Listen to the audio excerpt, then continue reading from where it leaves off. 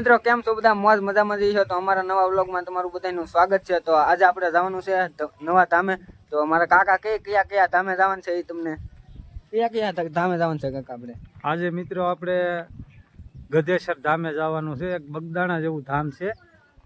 હવે એ ધામ આપણે કાંઠા વિસ્તારમાં કોઈને ખબર નથી, પણ આપણે ગધેસર ધામે જઈ અને મળશું। એનું કારણ છે કે ત્યાં સંત એક જાડેજા પરિવારમાં થઈ ગયેલા છે, જાડેજા સમાજમાં સંત બહુ અગત્યના છે। ત્યાં જઈ આપણે ગધેસર જઈને તમને ધામ બતાવશું અને તમને વિડીયો અમે બતાવશું। ક્યારેક પધારજો ગધેસર ધામે, ધામના દર્શન તમને અમે કરાવશું। ગધેસર ધામ ત્યાંથી અમે જઈશું સિદ્ધસર, તો ઉમિયા માતાજીનું મંદિર છે। જેમ ખોડલ ધામ છે એવી જ રીતનું ધામ છે। ખોડલ ધામ જેવી રીતે છે એવું ધામ છે સિદ્ધસર, ઉમિયા માતાજીનું મંદિર। જરૂર પધારજો સિદ્ધસર અને ગધેશ્વર। આપણે ગાડી આવી ગઈ છે, જો તમે આ ગાડીમાં જવાનું છે આપણે ઘરની ગાડી છે કેમ, પણ ગાડીમાં કઈ ઘટે એવું ને।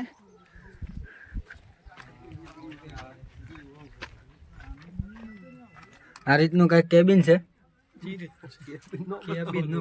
મારા કાકાએ કીધું કયા ધામ લેવાના છે, તો એ આપણે બધા ધામ લેવાના છે।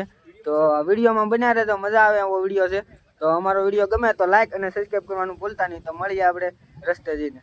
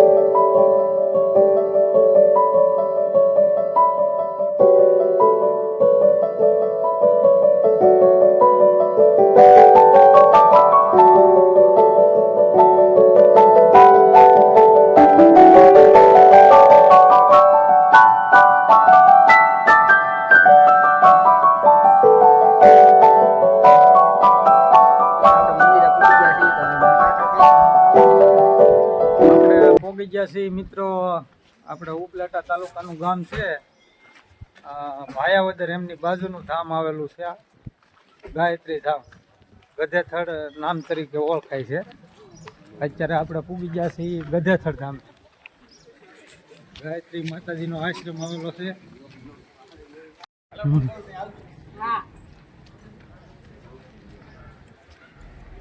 આપણે મંદિરની અંદર પ્રવેશ કરી રહ્યા છીએ। પોગી ગયા છીએ અત્યારે ગાયત્રી ધામ ગધેથડ મંદિર છે આ છે, તમે જો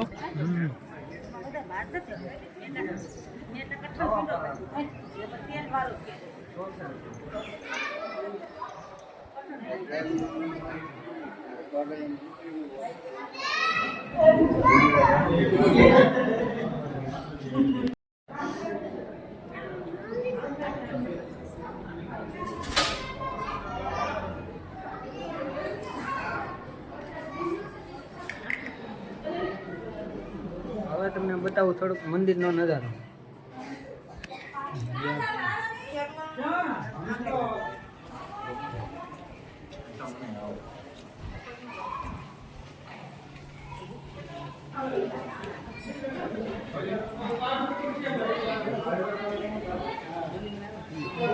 તાલુકો થાય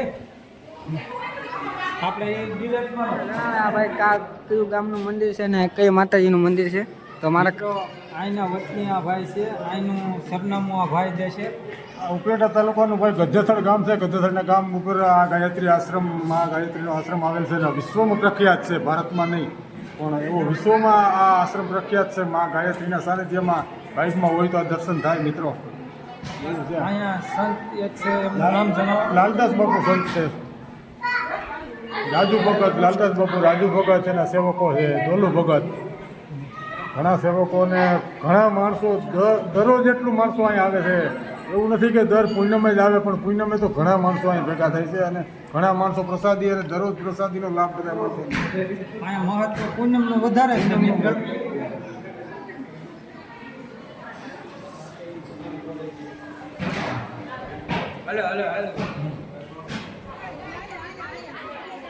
તો આ મંદિર છે આવી રીતનું. આમાં બધું એટલું ઓડલો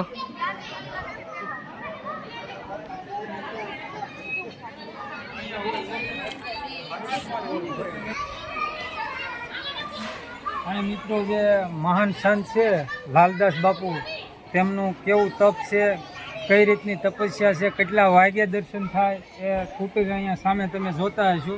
એ કુટીરમાં સાંજે તમને 7 વાગ્યે જોવા મળે. અત્યારે તો દર્શન નહીં થઈ શકે, અમે અત્યારે વહેલા છીએ. કઈ રીતની સાધના છે તે સરપંચ છે આવીને તે બતાવશે. દરરોજ સાંજે આરતીમાં જ બાપુ બહાર નીકળે છે અને સાંજે જ દર્શન થાય છે બાપુના. બાકી આખો દિવસ સાધનામાં જ હોય અને દિવસના કોઈ પણને મળે નહીં. એક ગુરુ પૂર્ણિમાના દિવસે જ દિવસના મળે, બાકી દિવસના કંઈ મળતા નથી. અને દરરોજ એમની સાધનામાં જ હોય છે અને સાંજે આરતી ટાણે દર્શન થાય છે બાપુના. અને સાંજે પછી દર્શન કરી અને હોલમાં બેસે અને સત્સંગ 10, 11, 12 વાગ્યા જ્યાં સુધી માણસો હોય ત્યાં સત્સંગ કરીને પાછા પોતાની કુટીરમાં જ રહ્યા જાય છે. તો આવા સંત છે જે સાધના, અને અમુક સમય તો એવા છે કે 12 વર્ષ સુધી સાધના કરીને કુટીરમાંથી બહાર નથી નીકળ્યા. આ લાલદાસ બાપુ છે. આ મંદિર એનું સ્થાનિક્ય છે, સાનિધ્ય સાધના મંદિર. સાધના મંદિર આ બાપુનું. ને આ મંદિર છે. આપણે ફેમિલીના બધા માણસો બેસી જશે, શાંતિવડ છે આ તો. આ માણસો છે આપણે બધા.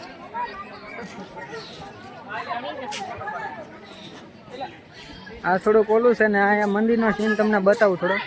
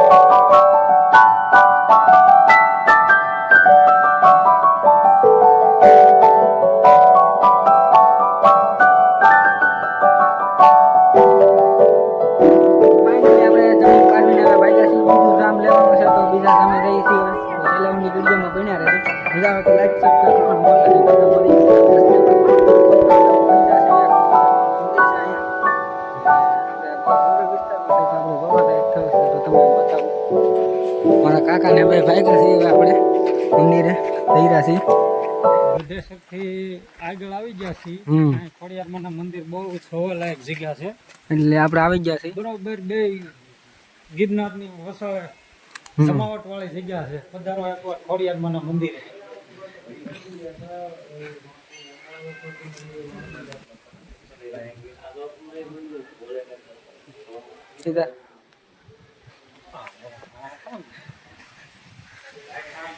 આ રીતનું મંદિર છે. આપણે જવાનું છે વલપા. રાણ છે અહીંયા. આ રીતનો કંઈક નજારો છે.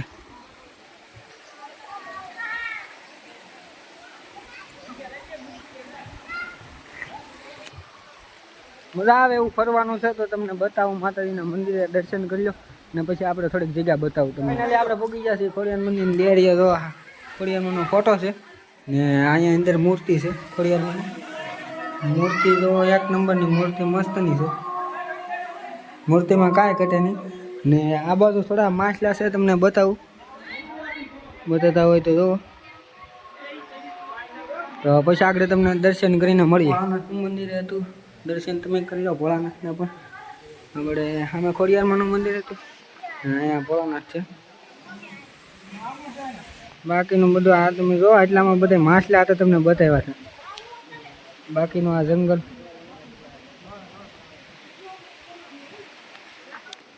આપણને એક કૈસલો જોવા મળ્યો છે. અહીંયા જોવો તમે આ પાણીમાં તો કૈસલો જોવા મળ્યો આપણને. અહીં જો તમને દેખાતો છે. મોટો જબર છે કૈસલો તો.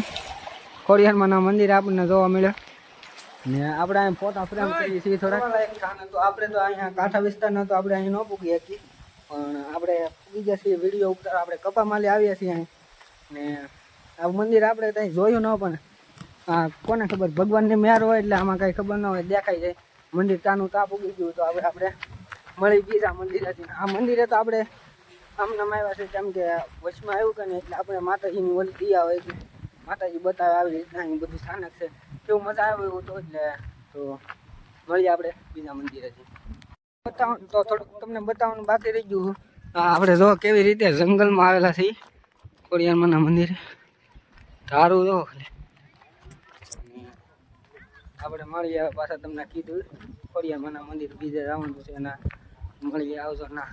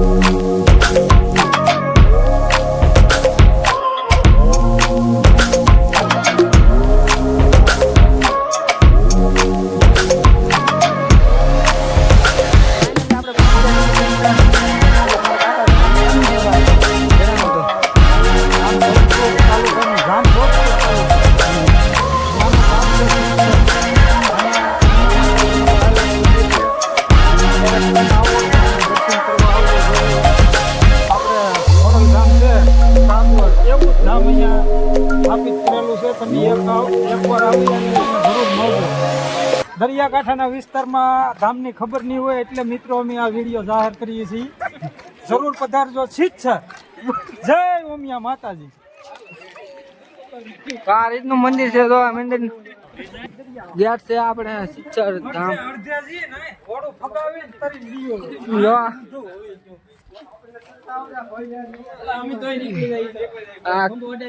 કરવા લાયક ફોટા પાડ્યા જેવું છે. જોવો મિત્રો આ અમે મંદિરમાં પૂગી ગયા છીએ. અહીંને તમે ખાલી સોપાટી જુઓ મિત્રો. અહીંયા તમે એકવાર આવી ને તમારા આત્મા ખુશ થઈ જાય એવી જગ્યા છે ઉમિયા માતાજીનું મંદિર. આ સાઈડ માતાજીનું મંદિર આવેલું છે.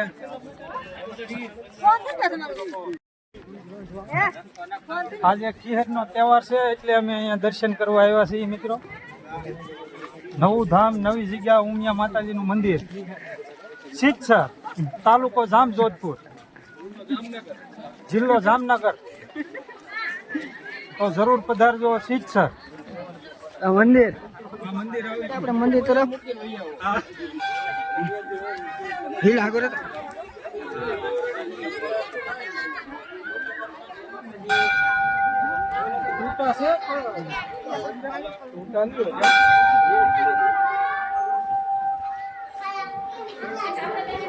મંદિર છે.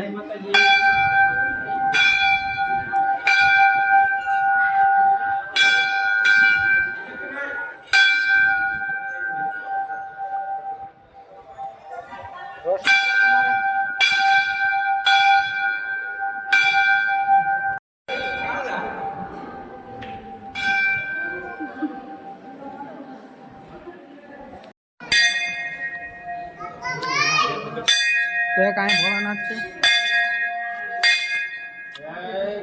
જય ભોળાનાથ. તો તમે જોયો છે આ જોવાલાયક સ્થળ છે ને. હવે તમને પ્રોપર આ બધું બગીચો ને એવું બતાવું. બધું જો તમે જોયા લાયક સ્થળ છે.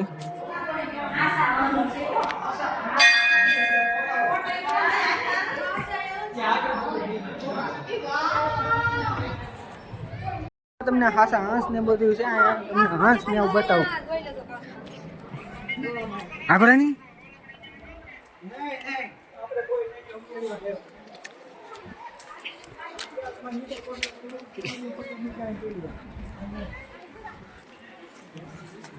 હંસ બતાતા હશે તમે તો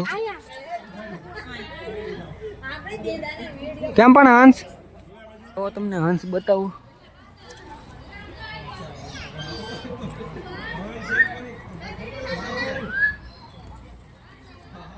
તો તમે આ મંદિરનો નજારો ખાલી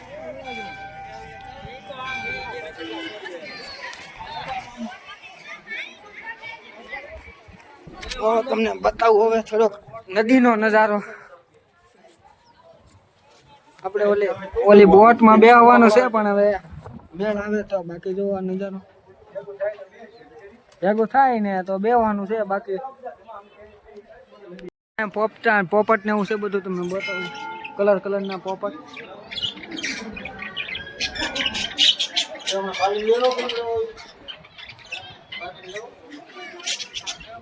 ને આ ભોળાનાથની મૂર્તિ ફૂલ કેવા છે જોવો તમે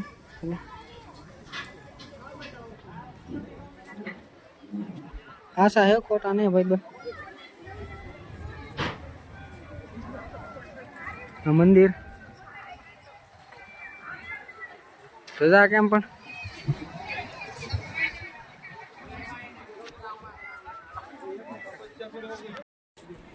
ગાર્ડન જોયું છે તમે બધું અહીંથી મંદિરનો પોઝ કેમ પણ એક ફોટો પાડીને પાસે મળી